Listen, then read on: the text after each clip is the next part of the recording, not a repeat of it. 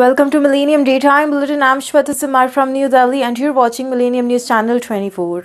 Today I'm bringing you the latest updates from around the world. Let's begin with today's top headlines. Biden says Trump could learn decency from Jim Carter in tribute address. Giselle Pelicot rape case, 17 men appeal against convictions. Germany accuses Elon Musk of trying to influence its election. WHO appeals for end to attack on Gaza hospitals.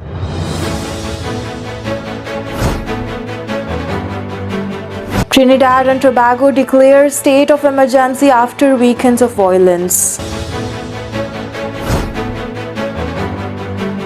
Russia and Ukraine exchange hundreds of prisoners of war. Xi tells Biden China-US tie is one of the most important in world, report says. Global equity markets see broad declines, Chilean stock outperforms. Australia win thriller to take series lead over India.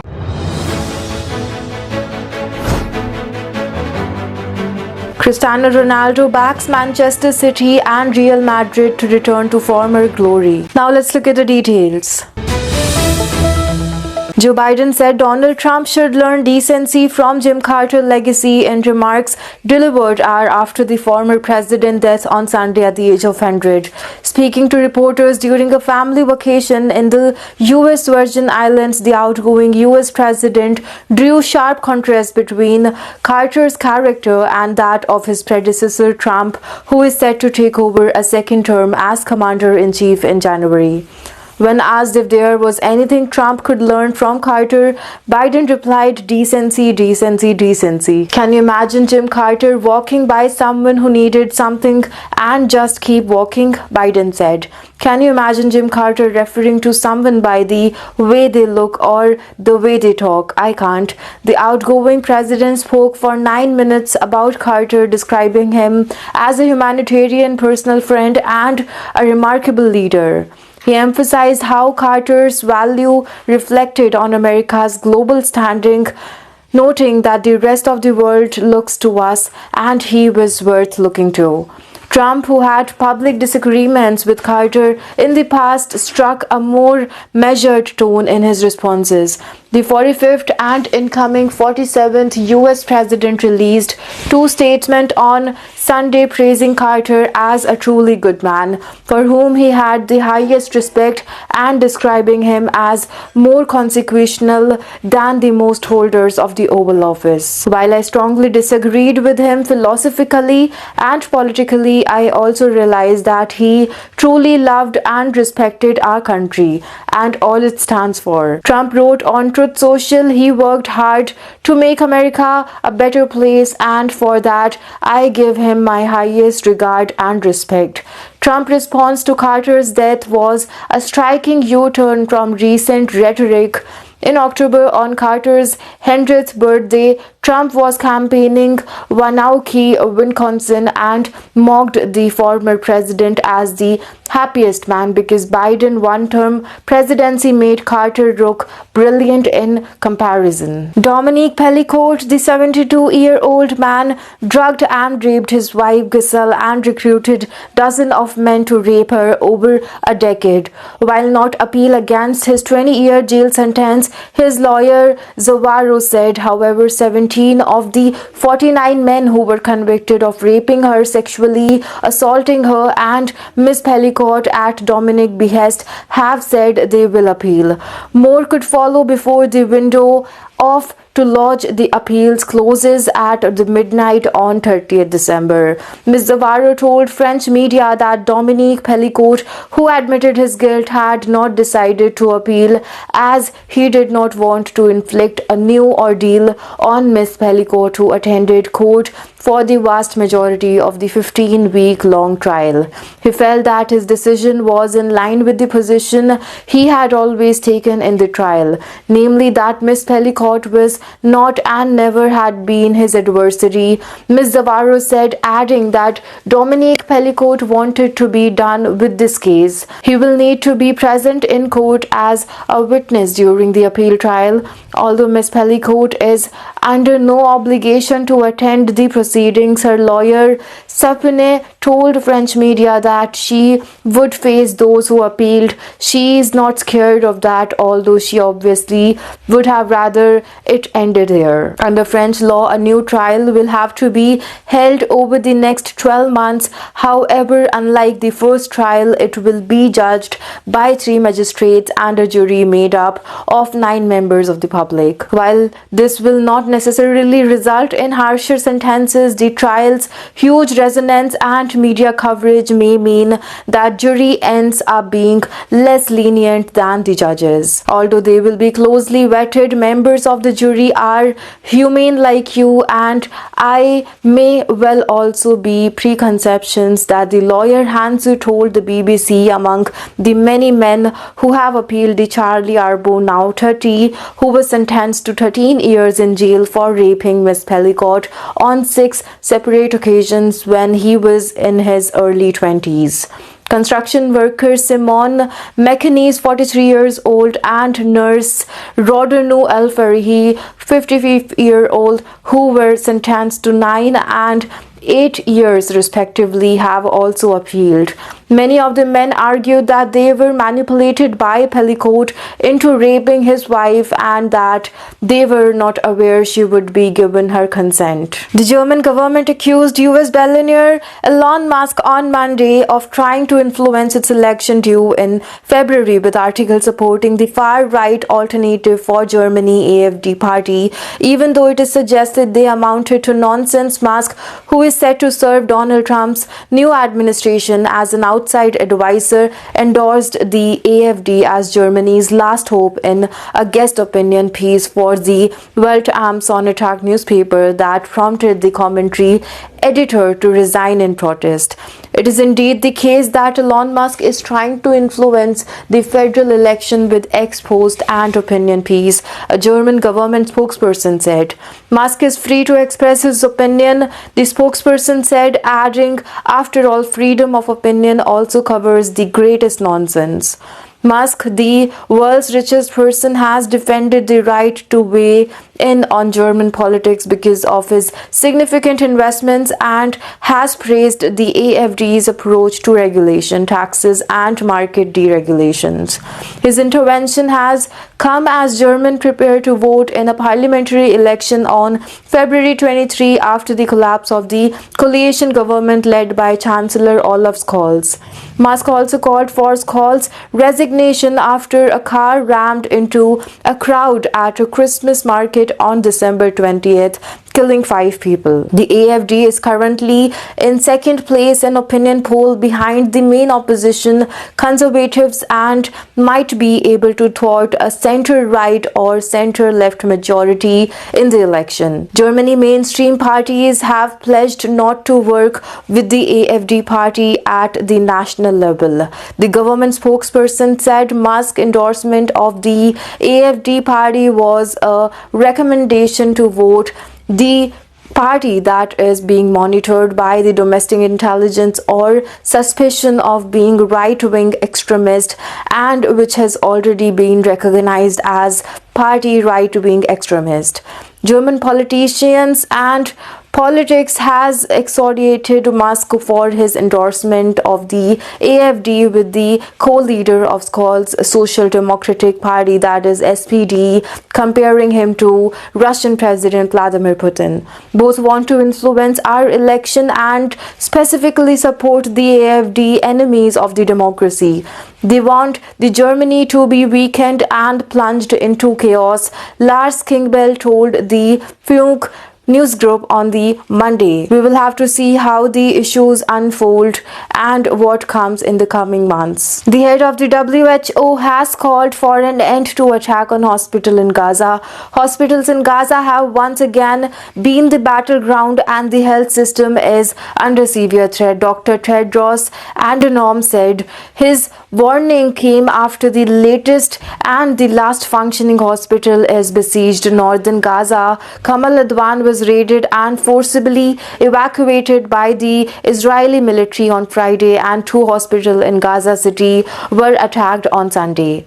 The military said two of the sites were being used as Hamas command centers. Dr. Tedros also joined right groups and relatives calling for the immediate release of Kamal Adwan's director, Dr. Hussam Abu Safia, who was detained by Israeli forces.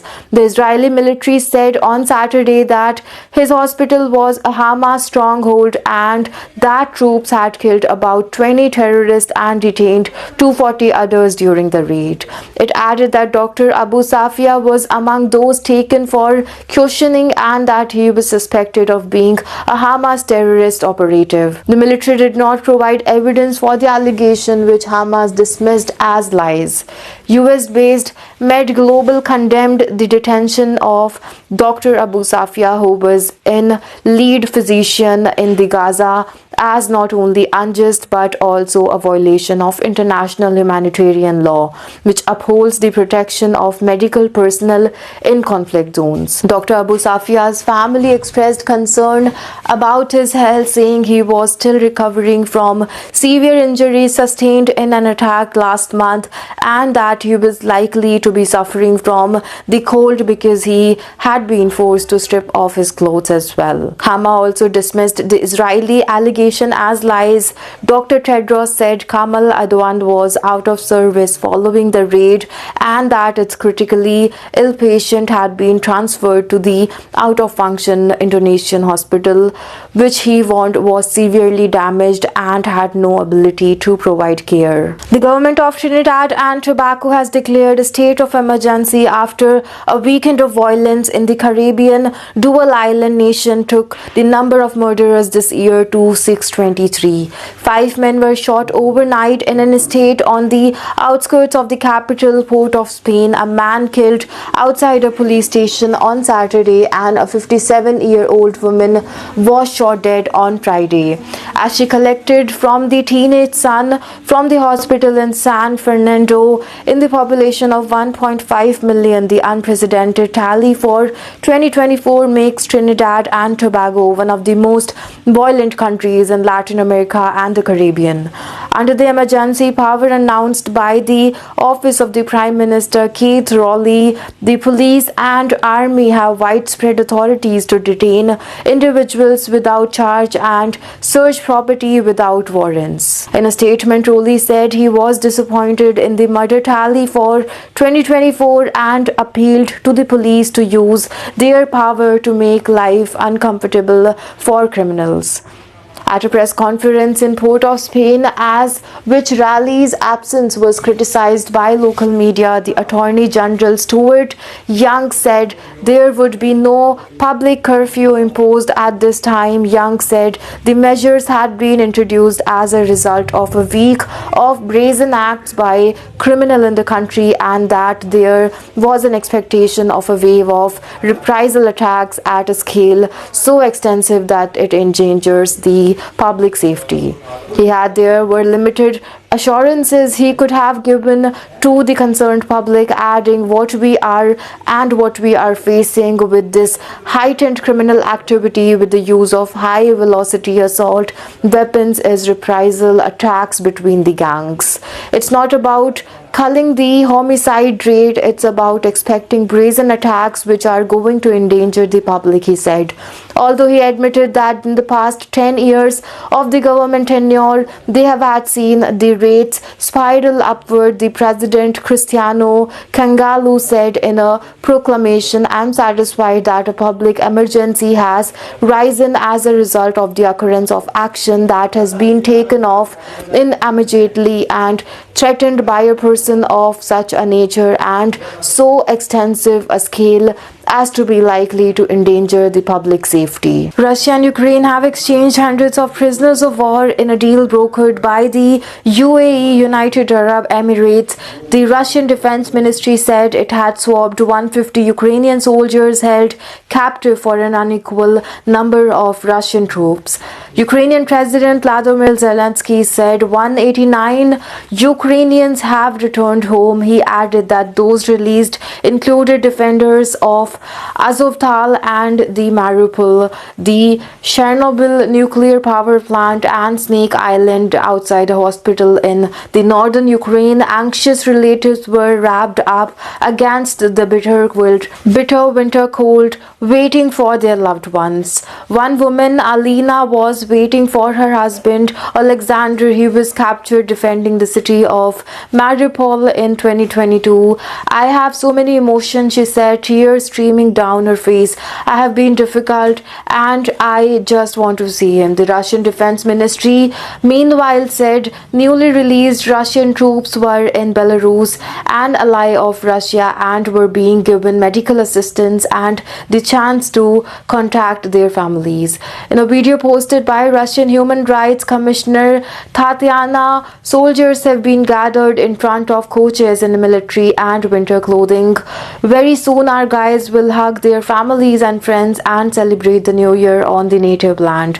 She said in an accompanying message that this was the 59th prisoner exchange since the full-scale invasion began and one of the biggest so far.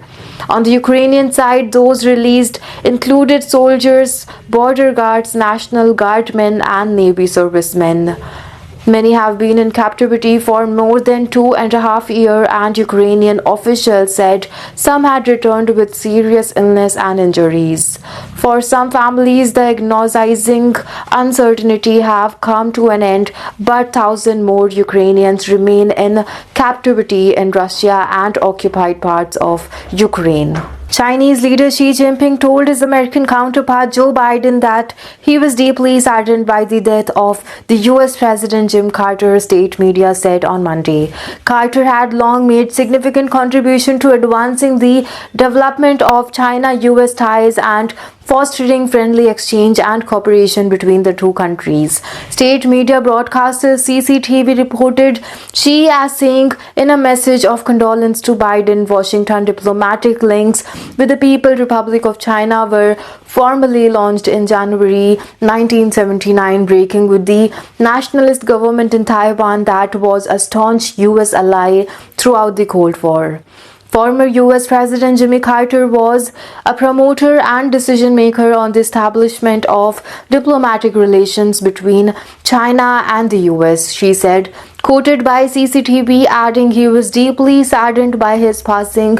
Carter normalized relations with Beijing as the late Chinese leader Deng Xiaoping initiated reforms that led to unprecedented economic growth. In the same year, Deng, often credited with the Chinese reform and opening policy which led to the economic transformation, met Carter in the United States. Carter did not visit China during his presidency, but he made trips either side of his time in the White House. The former president first traveled to China as a young naval officer in 1949. He visited the country in 1981 shortly after leaving office, meeting Deng and then President Zhao Ziyang in the Beijing in 1987 and returned to China in 1991.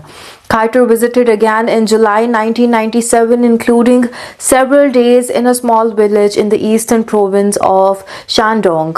His private visit was his invitation of the Chinese People's Institute of Foreign Affairs, and he was accompanied by his wife Rosalind and a small delegation. Now bringing the latest updates on today's market trends.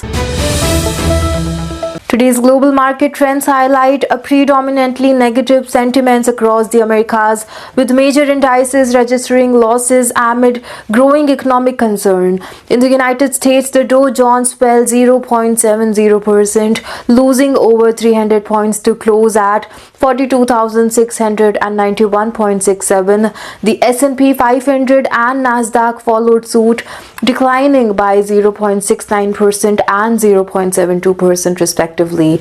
As pressure mounts on both tech-heavy and broader markets, the Russell 2000 reflecting smaller caps companies mirrored their losses, and with 0.70 dip, the Canadian market also faced a challenging session.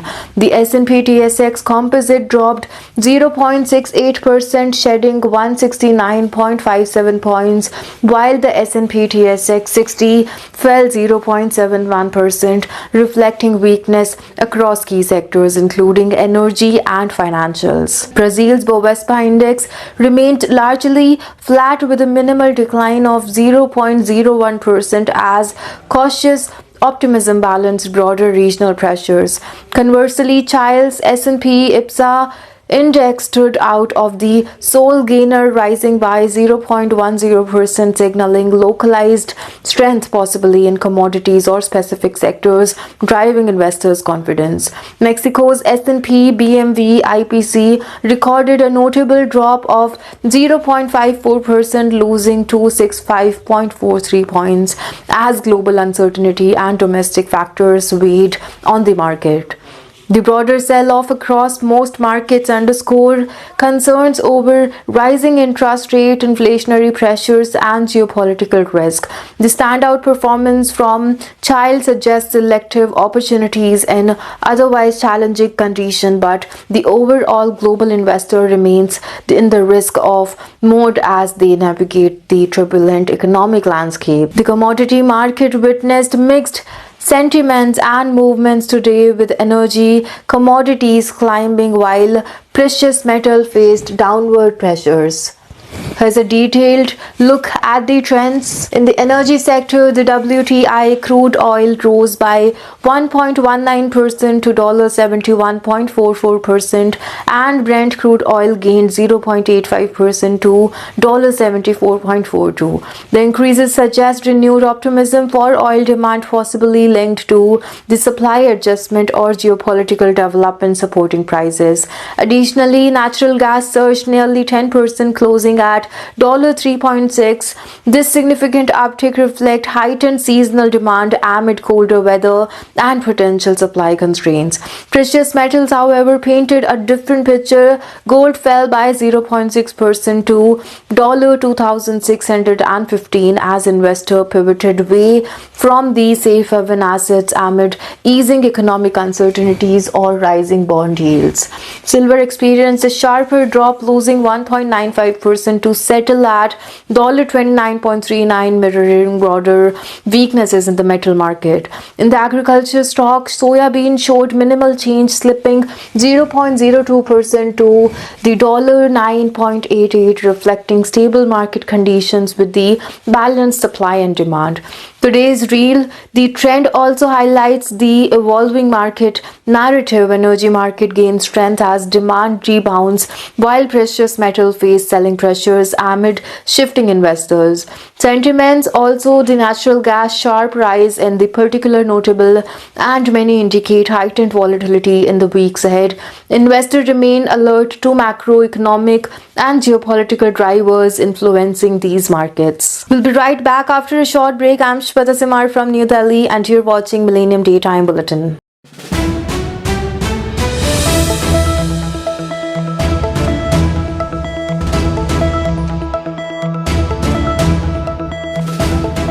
Millennium TV, bridging communities worldwide. We broadcast diverse international content from Europe, Asia, Africa, and now right here in the USA. Watch us via Roku on your smart TV. Download the Millennium TV app from the App Store to stream our shows anywhere, anytime. Millennium TV.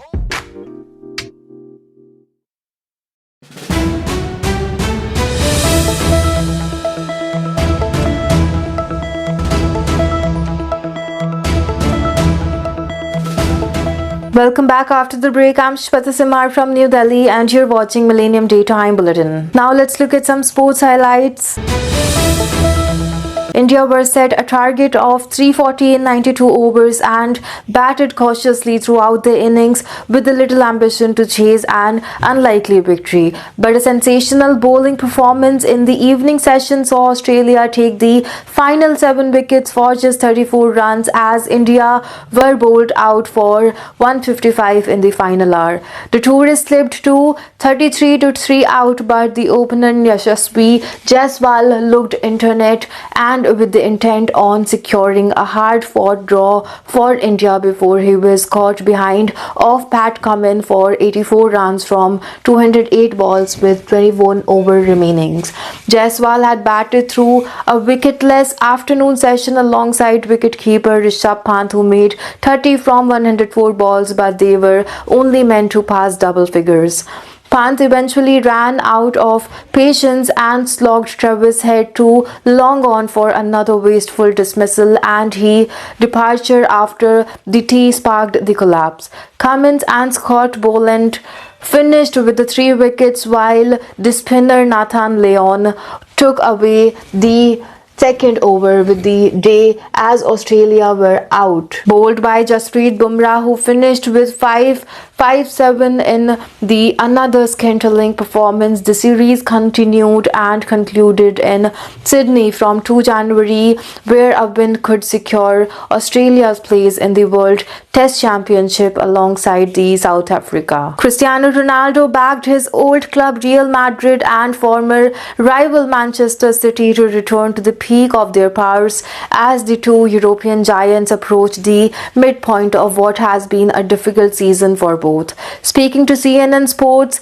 Amanda Davies, as part of the 15th edition of the Globe Soccer Award in Dubai, Ronaldo was confident that the run that he has seen City slip to the 7th in the Premier League is just a temporary loss of form. Team have moments, difficult times, good times, he said. It's difficult time, but I'm sure 100% they will come back. The 5-time Ballon d'Or winner did seem to suggest, though, that the certain players needed to focus more on their own game. When asked what he would say if he were in the City locker room, Ronaldo replied, "Say less and show more. This is what I will say.